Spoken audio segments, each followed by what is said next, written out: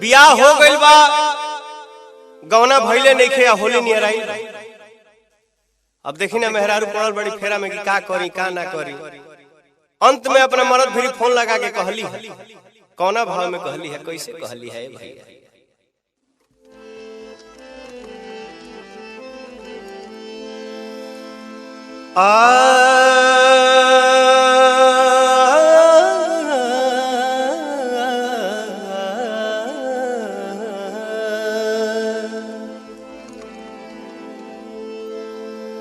परतानी पैया सुनाए मोर सैया, जगले बितेला दिन राती हो।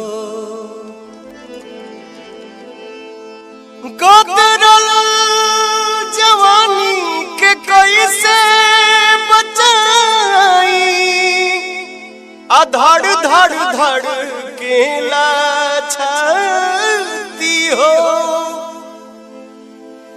धड़ धड़ धड़ केला छाती हो।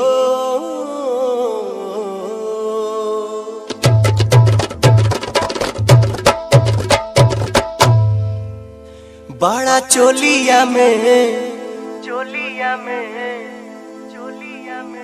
बड़ा चोलिया में होता गुदगुदिए राजा, बड़ा चोलिया में होता गुदगुदिए राजा। चढ़ल फागुन के रंग सिहरेला सब फागुन के रंग सिहरेला सब हमार फेल भइल जाता सारा बुधिए राजा। बड़ा चोलिया में होता गुदगुदिए राजा, बड़ा चोलिया में होता गुदगुदिए राजा।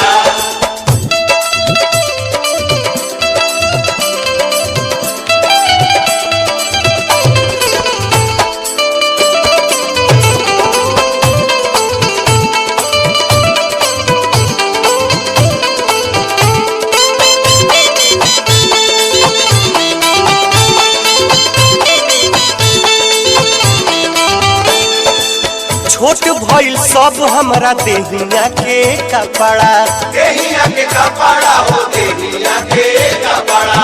घर से निकली ले तो हो जाता लफड़ा, हो जाता लफड़ा हो जाता लफड़ा। जल्दी गवन करावा अपना भीरी तू बोलावो, जल्दी गवन करावा अपना भीरी तू बोलावा। जाने कब तू ले हमर सुधिए राजा। बड़ा चोलिया में होता गुदगुदिए राजा, बड़ा चोलिया में होता गुदगुदिए राजा।